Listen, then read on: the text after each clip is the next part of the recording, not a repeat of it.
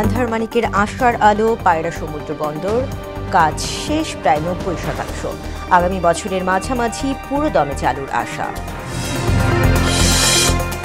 বিমান দুর্ঘটনায় আহতদের খোঁজ নিতে বার্ন ইনস্টিটিউটে প্রধান উপদেষ্টা।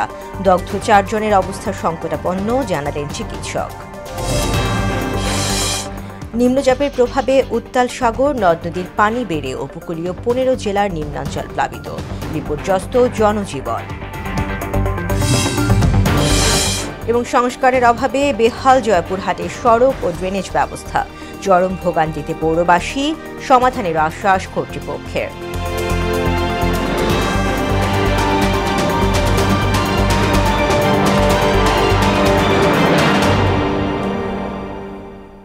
আসসালামু আলাইকুম, মোহনা সংবাদে সবাইকে স্বাগতম। শুনছিলেন শিরোনাম, পুরো সংবাদে আছি আমি তাসমিয়া জেরিন। এবার বিস্তারিত। আগামী বছরের মাঝামাঝি পুরো দমে চালু হচ্ছে পায়রা সমুদ্র বন্দর। কর্তৃপক্ষের তথ্য মতে এখন পর্যন্ত প্রকল্পের অগ্রগতি ৯০%। ফলে নির্দিষ্ট সময়ে শুরু হবে কার্যক্রম। এদিকে বন্দর ঘিরে রাস্তাঘাট, অবকাঠামো ও অর্থনৈতিক উন্নয়নে আশার আলো দেখছেন স্থানীয়রা। পটুয়াখালী পায়রা বন্দর ঘুরে এসে আরও জানাচ্ছেন সুরাইয়া মুন্নি। দেশের মোট বাণিজ্যের ৯২% হয় সমুদ্র ও নৌপথে। সময়ের পরিক্রমায় পণ্য আমদানি ও চাহিদাও বাড়ছে দিনকে দিন। ফলে গুরুত্ব বাড়ছে নির্মাণাধীন পায়রা সমুদ্র বন্দরের, যাকে বলা হচ্ছে দক্ষিণাঞ্চলের অর্থনৈতিক সমৃদ্ধি ও সম্ভাবনার নতুন দুয়ার। পটুয়াখালীর কলাপাড়ায় আন্ধারমানিক নদীর উপকণ্ঠে অমিত সম্ভাবনাময় এ সমুদ্র বন্দরে কাজ চলছে দুর্দাম গতিতে। ইতোমধ্যেই সংযোগ সড়কের ৭০ এবং সেতু নির্মাণের ৬৪% কাজ শেষ হয়েছে। সামগ্রিক অগ্রগতি ৯০%। বন্দরটি নিয়ে আগ্রহের শেষ নেই স্থানীয়দের। অর্থনৈতিক উন্নয়ন সহ কর্মসংস্থানের বিশাল সম্ভাবনা নিয়ে আশার আলো দেখছেন তারা। এই বন্দরে আমাদের দক্ষিণাঞ্চলের অনেক উপকার হয়েছে, আরো আমাদের অনেকের কর্মসংস্থান হয়েছে। বেশ মোটামুটি কথা আমাদের অনেকই সুবিধা হয়েছে। রাস্তাঘাট উন্নতি হয়েছে, এদিক একটু ভালো হয়েছে, পাকা হয়েছে। আগে কাঁচা ছিল, কাদা বেদর, এখন আর কি একটু ভালো হয়েছে। ভালো লাগছে, কিন্তু আমাদের আবার একটু ক্ষয়ক্ষতি হয়েছে। ১০০ একর জমিতে নির্মিতব্য পরিবেশ বান্ধব এ বন্দরে থাকছে জেটি সহ ১৯ কম্পোনেন্ট, ৪০ থেকে ৫০ হাজার পণ্যবাহী মাদার ভেসেল জাহাজ ধারণ সক্ষমতা। ১০ মিটার গভীরতা হওয়ায় বড় বড় জাহাজও নির্বিঘ্নে নোঙর করতে পারবে। বন্দরের নিজস্ব টার্মিনাল অপারেশন শুরুর আগে অনেক সীমাবদ্ধতা ছিল, তবে সব বাধা কাটিয়ে ফার্স্ট টার্মিনাল জেটির নির্মাণ কাজ পুরোদমে চলছে বলে জানান নির্বাহী প্রকৌশলী। আমরা আশা করছি আগামী বছরের জুলাই থেকে আমরা আমাদের ফুল অপারেশনে যেতে পারবো। সীমিত পরিসরে জাহাজ হ্যান্ডলিং এর জন্য আমাদের স্ট্রাকচার অলরেডি কমপ্লিটেড অবস্থায় আছে এবং তার জন্য বিকল্প সড়কের ব্যবস্থাও আছে। তো আমাদের একটা টার্মিনাল আমরা অলমোস্ট রেডি করে ফেলেছি। তো পরবর্তীতে আমাদের আরো সামনের দিকে কিছু টার্মিনালের রয়েছে, পরিকল্পনা রয়েছে। যেমন এরপরে আমাদের যে কন্টেইনার টার্মিনাল 1 and 2 এগুলো আমরা পিপিপি পদ্ধতিতে বাস্তবায়নের জন্য অলরেডি কাজ চলছে। এরই মধ্যে শুরু হয়েছে বন্দরের পরীক্ষামূলক কার্যক্রম। নিজস্ব তত্ত্বাবধানে ড্রেজিং করায় ব্যয় সংকোচন হবে বলে জানান তিনি। ১ দশক আগে এই বালুচর স্বপ্ন দেখেছিল বাংলাদেশের অর্থনীতির চাকা ঘুরবে পায়রা বন্দরের হাওয়ায়। এখানে লক্ষাধিক মানুষ কর্মসংস্থান পাবে। ২০২৫-এ এসে কর্মসংস্থানের কতটুকু বাস্তবায়ন হচ্ছে এবং পরবর্তীতে কতটুকু উন্নয়ন করবে তাদের এই প্রতিশ্রুতি, এটাই এখন দেখার প্রশ্ন। পায়রা বন্দর থেকে সুরাইয়া মুন্নি, মোহনা টিভি। রাজধানী উত্তরায় মাইলস্টোন স্কুল অ্যান্ড কলেজে যুদ্ধ বিমান বিধ্বস্তের ঘটনায় আহতদের চিকিৎসার খোঁজখবর নিতে বার্ন ইনস্টিটিউট পরিদর্শন করেছেন প্রধান উপদেষ্টা অধ্যাপক মোহাম্মদ ইউনূস। শনিবার রাত ৯টার দিকে বার্ন ইনস্টিটিউটে যান প্রধান উপদেষ্টা। সেখানে চিকিৎসাধীন আহতদের শারীরিক অবস্থা সম্পর্কে জানতে চান তিনি। মাইলস্টোন ট্র্যাজেডিতে এখন পর্যন্ত মারা গেছেন ৩৫ জন। বিভিন্ন হাসপাতালে চিকিৎসাধীন আছেন ৪৮ জন। তাদের মধ্যে বার্ন ইনস্টিটিউটে থাকা ৪ জনের অবস্থা সংকটাপন্ন বলে জানিয়েছেন সেখানকার ভারপ্রাপ্ত পরিচালক নাসির উদ্দিন। বঙ্গোপসাগরে সৃষ্ট নিম্নচাপ ও অমাবস্যার কারণে প্রবল জোয়ার ও জলোচ্ছ্বাসে নোয়াখালীর বিচ্ছিন্ন দ্বীপ হাতিয়ার বিস্তীর্ণ জনপদ প্লাবিত হয়েছে। হাতিয়ার সুখচর ইউনিয়নের বেশিরভাগ এলাকায় ইতোমধ্যে জোয়ারের পানিতে সম্পূর্ণ ডুবে গেছে। বেড়িবাঁধের বাইরের নিম্নাঞ্চলে পানিবন্দী হয়ে পড়েছে হাজার হাজার মানুষ। ডুবে গেছে দ্বীপের অনেক রাস্তাঘাট, বসতঘর ও মাছের ঘের। শুধু হাতিয়া নয়, জোয়ারের পানিতে উপকূলের 15 জেলার নিম্নাঞ্চল প্লাবিত হয়েছে। বৃষ্টি ও প্লাবনে বিপর্যস্ত এসব এলাকার জনজীবন।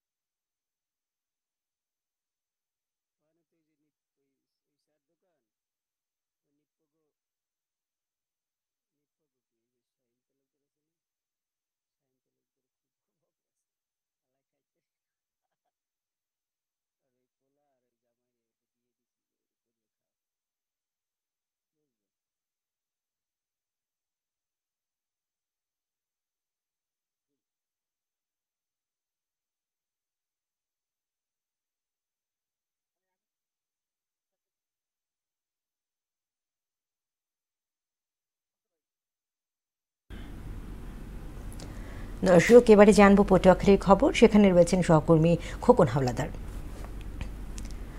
যুক্ত হচ্ছেন আমাদের সঙ্গে। খোকন, পটুয়াখালী আবহাওয়ার সার্বিক অবস্থা কেমন দেখছেন আমাদেরকে জানাবেন।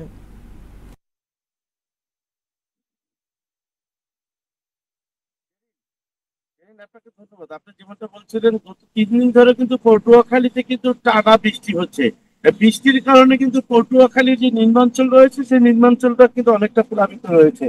আমি এই মুহূর্তে আপনাকে দেখানোর চেষ্টা করছি যে পটুয়াখালী পৌরসভার ভিতরে কিন্তু এখনো কিন্তু অনেক জায়গায় পানি জমে রয়েছে, যার ফলে কিন্তু বিভিন্ন জায়গায় কিন্তু এই পানি জমার কারণে কিন্তু জনদুর্ভোগ সৃষ্টি হয়েছে। এর মূল কারণ হচ্ছে যে ড্রেনেজ ব্যবস্থা। পটুয়াখালী পৌরসভার ভিতরে পর্যাপ্ত পরিমাণে ড্রেনেজ ব্যবস্থা না থাকার কারণে কিন্তু এই জলবদ্ধতার সৃষ্টি হয়েছে, যার ফলে কিন্তু জনগণের মাঝে চরম ভোগান্তি কিন্তু আমরা দেখতে পেয়েছি। গত 3 দিন থেকে টানা বৃষ্টির ফলে পটুয়াখালী জেলার যে উপকূলীয় যে অঞ্চল আছে, বিশেষ করে রাঙাবালি এবং গলাচিপার বেশ কয়েকটি নিম্নাঞ্চল কিন্তু ইতিমধ্যেই কিন্তু পানিতে প্লাবিত হয়েছে, যার ফলে এখানকার যারা স্থায়ী বাসিন্দা রয়েছেন তারা কিন্তু চরম দুর্ভোগে কিন্তু রয়েছেন। এছাড়াও আমি আপনাকে জানিয়ে রাখি যে পটুয়াখালী জেলায় যারা মৎস্যের উপরে নির্ভরশীল রয়েছে, তারা কিন্তু এই যে বৈরী আবহাওয়ার কারণে সমুদ্রে মাছ শিকার করতে যেতে পারছেন না, ফলে কিন্তু তারা কিন্তু অনেক কষ্টে কিন্তু এই মুহূর্তে কিন্তু জীবনযাপন করছে। এছাড়া যারা রয়েছেন বিশেষ করে যে শ্রমজীবী মানুষ, এই বৃষ্টির কারণে কিন্তু শ্রমজীবী মানুষরা কিন্তু অনেক সমস্যা রয়েছে। তারা কিন্তু ঠিকমতো তাদের কাজে বেরোতে পারছেন না, যার ফলে কিন্তু তাদের অনেক কিন্তু জীবনযাপন করতে কষ্ট হচ্ছে। আপনাকে জানিয়ে রাখি যে পটুয়াখালী যে অনেক মাছের ঘের ইতিমধ্যে কিন্তু বৃষ্টিতে তলিয়ে গেছেন এবং অনেকের কিন্তু যে ফসলের ক্ষেত পানিতে কিন্তু নিমজ্জিত রয়েছেন। তো পটুয়াখালী থেকে আবহাওয়া নিয়ে এই ছিল আমার কাছে সর্বশেষ তথ্য। জেরিন। খোকন, আপনাকে ধন্যবাদ। চাঁপাইনবাবগঞ্জের মহানন্দা নদীর ভাঙনে দিশেহারা পৌরসভার কল্যাণপুর এলাকার শতাধিক পরিবার। গত কয়েকদিনের টানা বৃষ্টিতে নদীর পানি বেড়ে যাওয়ায় ভাঙন বেড়েছে। এতে বাড়িঘর ও জমিজমা হারানোর ঝুঁকিতে রয়েছেন ওই গ্রামের বড় একটি অংশ। ভাঙন রোধে দ্রুত ব্যবস্থা গ্রহণের কথা জানায় পানি উন্নয়ন বোর্ড। নাসিম আলীর প্রতিবেদন, জানাচ্ছেন আফরিন পপি। নদীর পানি বেড়ে যাওয়ায় ভাঙন বেড়েছে চাঁপাইনবাবগঞ্জ পৌরসভার 1 নম্বর ওয়ার্ডের কল্যাণপুর এলাকায়। নদীর তীরবর্তী ওই গ্রামের বড় একটি অংশ তাদের বাড়িঘর ও জমিজমা হারানোর ঝুঁকিতে রয়েছে। কল্যাণপুরের বাসিন্দাদের আকুতি, ভাঙন রোধে দ্রুত ব্যবস্থা নেওয়া হোক, তা না হলে নিঃস্ব হয়ে পড়বে আরো শতাধিক পরিবার। এবার বর্ষা শুরুর আগেই উজানের ঢলের ভাঙনে ভিটেমাটি হারিয়েছে অনেকেই। আমার ঘর বাড়ি নেমে গেছে, কোথায় যে যাবো সে আশ্রয় নয় আমার। আপনারা দয়া করলে আমার দয়া হবে, তাইলে আমি বাস করতে পারবো। বাস করতে পারি না, তারপর আশেপাশে সব ফাইটে ফুটে সব পালিয়ে গেছে বাড়ি ছেড়ে, যে ভয় এখানে নেমে যাবে। কিভাবে ঝুলে আছে, এখন রাত্রের ভিতরে থাকা যাবে কিনা কোনো ভরসা নাই। বাঁধ নির্মাণ যদি না হয় সেক্ষেত্রে কিন্তু আমাদের এবং আমাদের পরিবার বাড়িঘর কিন্তু নির্মাণ বাঁচানো কিন্তু মুশকিল, কারণ পাশে কিন্তু রাস্তার ধার, এই রাস্তার কিন্তু মিলিত হতে কিন্তু সময় লাগবে না। ভাঙন রোধে ব্যবস্থা গ্রহণ করার কথা বললেন এই প্রকৌশলী। আশা করছি খুব শীঘ্রই তাদের কাছ থেকে পারমিশন পাবো এবং এখানে আমরা জিও ব্যাগ বা যেটা যা করণীয় আর কি ভাঙন রোধ করার জন্য সেটা আমরা করবো, যাতে আর ফার্দার এখানে ডিটোরেট না করে, এবং নেক্সট ড্রাই সিজনে আমরা এখানে পার্মানেন্টলি কাজ করার চেষ্টা করব। ভাঙন রোধে দ্রুত ব্যবস্থা গ্রহণ করা হোক দাবি ভাঙন কবলিত নদী তীরে বসবাসকারীদের। আফরিন পপি, মোহনা সংবাদ। 20 বছর ধরে সংস্কার করা হয় না জয়পুরহাট পুর এলাকার সড়ক ও ড্রেনেজ ব্যবস্থার। তাতে বছর জুড়েই খানাখন্দে ভরা সড়কে জমে থাকে পানি, ফলে চরম ভোগান্তি ও ঝুঁকি নিয়ে চলাচল করতে হয় পুরবাসীকে। সমস্যা সমাধানে আশ্বাস পুর কর্তৃপক্ষের। মিলন রায়হানের প্রতিবেদন, জানাচ্ছেন তহসিন তারিন।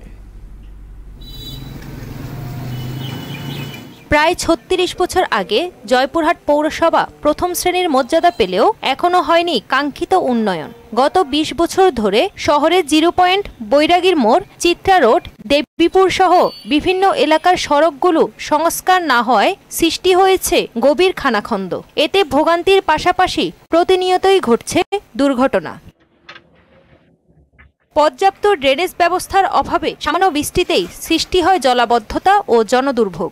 নাগরিক সেবা নিয়ে ক্ষুব্ধ পৌরবাসী। দ্রুত সড়কগুলো সংস্কারের দাবি জানান তারা। এখানে যাওয়ার মতো পরিস্থিতি না, এখানে অল টাইমে অ্যাক্সিডেন্ট দুর্ভোগ লেগেই থাকে। বাচ্চা কাচ্চা নিয়ে রাস্তাঘাটে চলাফেরা যে কত কষ্টকর, প্রতিনিয়ত অসুস্থ রোগীকে নিয়ে এই রাস্তায় বহন করা একেবারে একটা মানুষের চরম বিরক্তি পর্যায়ে পৌঁছে গেছে। এই রাস্তা দিয়ে যাতায়াত করতে খুবই অসুবিধা হয়। বিগত 16 বছর থেকে এখানে কোনো একটা রাস্তা সংযুক্ত বা ড্রেন নাই, একটা যে পানি নামে যাবে, বরঞ্চ রেল স্টেশনের পানি আমাদের এদিকে ঢোকে। যে অবস্থা, এর থেকে হালের জমি অনেক ভালো আছে। বর্তমান প্রেক্ষাপটে বাংলাদেশের মধ্যে এরকম রাস্তা আছে কিনা সন্দেহ। জনগণের দুর্ভোগ লাঘব করতে বরাবরের মতোই দ্রুত সড়কগুলো সংস্কারের আশ্বাস দিলেন পৌরসভার প্রশাসক। পৌরসভায় এডিপি এবং রাজস্ব নিজস্ব অর্থায়নে আমরা ছোট বড় মিলে প্রায় 15টি রাস্তার আমরা টেন্ডার কাজ ইতিমধ্যে সম্পন্ন করেছি, যেগুলো আগামী 1 সপ্তাহের ভিতরে আমরা আশা করছি।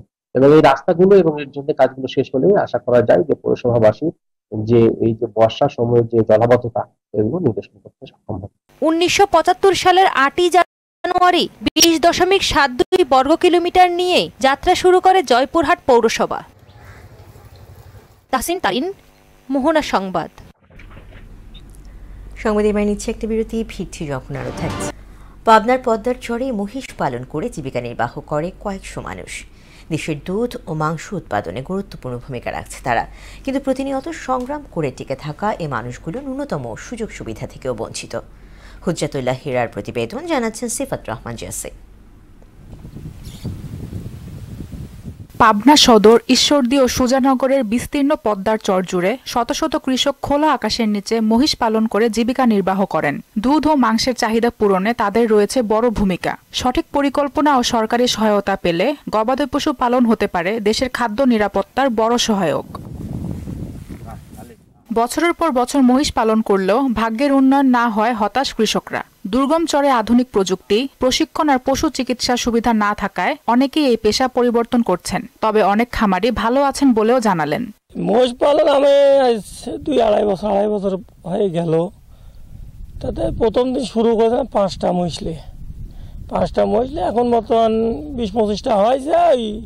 আমরা আইনি ভাষা রাখিনি। যদি ভালো মতো স্বাস্থ্য কিন্তু ভালো খাবার টাবার যদি দিই, আশা করা যায় 4-5 লিটার দুধ হবে একটা মোষে। সরকারের ওষুধ সার মার ফলে তো হয়, সার মার দেয় কিটা। সংসারে মোষ গরু পালন করলে পরে সংসারে উন্নতি হয়। চরাঞ্চলকে মহিষের চারণভূমি হিসেবে ব্যবহার করতে পারলে কৃষকরা লাভবান হবেন এবং প্রকল্পের মাধ্যমে চরে পানি সহ মহিষ পালনের জন্য সব ধরনের ব্যবস্থা করা হবে বললেন এই কর্মকর্তা। আমাদের এই চরাঞ্চলে আসলে এখানে মহিষের একটা বিশাল সুযোগ রয়েছে। যদি আমরা এই চরাঞ্চলটাকে মহিষের জন্য একটা বিশাল চারণভূমি হিসাবে ব্যবহার করতে পারি, কারণ মহিষের রোগবালাই অনেক কম হয়। তবে এখানে খামারিদের মাঝে আমরা যদি চরাঞ্চল, এখানে অনেক পানির স্বল্পতা থাকে, যার কারণে গ্রীষ্মের সময় এই ঘাসগুলো একটু মারা যায়। এখানে যদি আমরা কোনো প্রকল্পের মাধ্যমে কিছু টিউবওয়েল এদের ব্যবহার করে চরাঞ্চলে পানি সরবরাহ নিশ্চিত করতে পারি, তাহলে তো ঘাস উৎপাদনটা বেড়ে যাবে এবং মহিষ আরো ন্যাচারাল ভাবে খেয়ে তাদের বংশবৃদ্ধি বেশি করতে পারবে। চরাঞ্চলে গবাদি পশুর সম্ভাবনা অনেক। সরকারিভাবে বিশেষ কোনো প্রকল্প চালু হলে লাভবান হবে সবাই। সিফাত রহমান জেসি, মোহনা সংবাদ। এবারে সারা দেশে অনুষ্ঠিত সভা সমাবেশ নিয়ে প্রতিনিধিদের তথ্যচিত্রে ডেস্ক রিপোর্ট। মুন্সিগঞ্জের শ্রীনগরে ইসলামী আন্দোলন বাংলাদেশের দায়িত্বশীল ব্যক্তিদের নিয়ে নির্বাচনী প্রশিক্ষণ কর্মশালা অনুষ্ঠিত হয়েছে। এতে প্রধান অতিথি হিসেবে বক্তব্য রাখেন ইসলামী আন্দোলন বাংলাদেশের কেন্দ্রীয় যুগ্ম মহাসচিব মাওলানা গাজী আতাউর রহমান। গাইবান্ধায় রংপুর বিভাগীয় লেখক পরিষদের সাহিত্য আসর অনুষ্ঠিত হয়েছে। আসরে সভাপতিত্ব করেন মোদাসসিরুজ্জামান মিলু। জুলাই পুনর্জাগরণে সমাজ গঠনে শপথ পাঠ উপলক্ষে অনুষ্ঠানে জয়পুরহাটে সভাপতিত্ব করেন জেলা প্রশাসক আফরোজা আক্তার চৌধুরী এবং নাটোরে শপথ পাঠ অনুষ্ঠানে উপস্থিত ছিলেন জেলা প্রশাসক আসমা শাহিন সহ অন্যান্যরা। দিনাজপুরের ঘোড়াঘাটে আদিবাসী সাঁওতালদের উপর হামলা মামলা করা সহ হয়রানি বন্ধের প্রতিবাদে রোড মার্চ শেষে প্রতিবাদ সমাবেশ অনুষ্ঠিত হয়েছে। ফরিদপুরে লায়ন্স চক্ষু হাসপাতাল ও লায়ন্স ক্লাব অব ফরিদপুরের যৌথ উদ্যোগে বিনামূল্যে চক্ষু চিকিৎসা ক্যাম্পের উদ্বোধন করেন জাতীয়তাবাদী মহিলা দলের কেন্দ্রীয় কমিটির যুগ্ম সাধারণ সম্পাদক চৌধুরী নায়াব ইউসুফ। গাজীপুরের কালিয়াকৈরে উপজেলা প্রশাসন ও সমাজসেবার আয়োজনে জুলাই পুনর্জাগরণে সমাজ গঠনে শপথ পাঠ, আলোচনা সভা ও সাংস্কৃতিক অনুষ্ঠান হয়েছে। ঝালকাঠির স্টেশন রোডের ব্যবসায়ীদের উদ্যোগে আলোচনা সভায় প্রধান অতিথি হিসেবে উপস্থিত ছিলেন জেলা বিএনপির সাবেক সাধারণ সম্পাদক ইসরাত সুলতানা ইলেন ভুট্টো। ঝিনাইদহে গুণীজন সংবর্ধনা ও সাংস্কৃতিক অনুষ্ঠান হয়েছে। এতে প্রধান অতিথি হিসেবে উপস্থিত ছিলেন যশোর বিজ্ঞান ও প্রযুক্তি বিশ্ববিদ্যালয়ের উপাচার্য অধ্যাপক ডক্টর আব্দুল মজিদ। রবীন্দ্র বিশ্ববিদ্যালয়ের স্থায়ী ক্যাম্পাস নির্মাণে ডিপিপি দ্রুত অনুমোদন ও পূর্ণ বাস্তবায়নের দাবিতে রবীন্দ্র বিশ্ববিদ্যালয় দিবস 2025-এর সকল কর্মসূচি বয়কট করে মানববন্ধন করেছে রবীন্দ্র বিশ্ববিদ্যালয়ের শিক্ষক, শিক্ষার্থী, কর্মকর্তা ও কর্মচারীবৃন্দ। ময়মনসিংহের ঈশ্বরগঞ্জের মধুপুরে জনাব আলী মাস্টার ফুটবল একাডেমির উদ্বোধন ও প্রীতি ফুটবল ম্যাচ খেলায় প্রধান অতিথি হিসেবে উপস্থিত ছিলেন জেলা ফুটবল অ্যাসোসিয়েশনের সভাপতি AKM দেলোয়ার হোসেন মুকুল।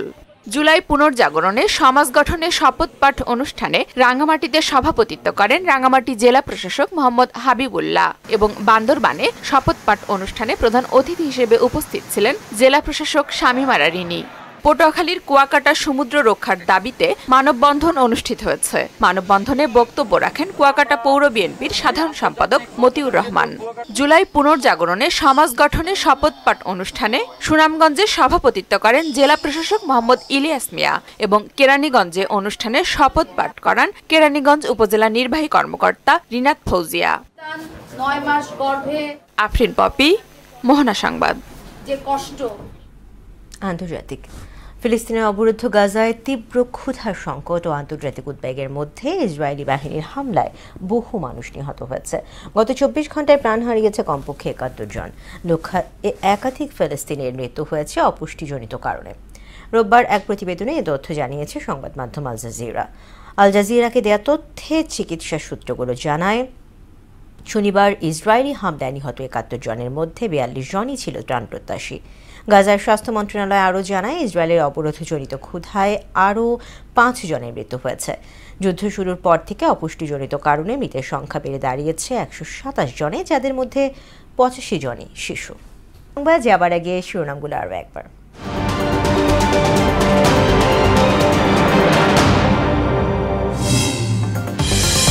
আন্ধারমানিকের আশার আলো পায়রা সমুদ্র বন্দর কাজ শেষ প্রায় 90%। আগামী বছরের মাঝামাঝি পুরো দমে চালুর আশা। বিমান দুর্ঘটনায় আহতদের খোঁজ নিতে বার্ন ইনস্টিটিউটে প্রধান উপদেষ্টা, দগ্ধ 4 জনের অবস্থা সংকটাপন্ন, জানালেন চিকিৎসক। নিম্নচাপের প্রভাবে উত্তাল সাগর, নদ নদীর পানি বেড়ে উপকূলীয় 15 জেলায় নিম্নাঞ্চল প্লাবিত, বিপর্যস্ত জনজীবন। এবং সংস্কারের অভাবে বেহাল জয়পুরহাটের সড়ক ও ড্রেনেজ ব্যবস্থা, চরম ভোগান্তিতে পৌরবাসী, সমাধানের আশ্বাস কর্তৃপক্ষের।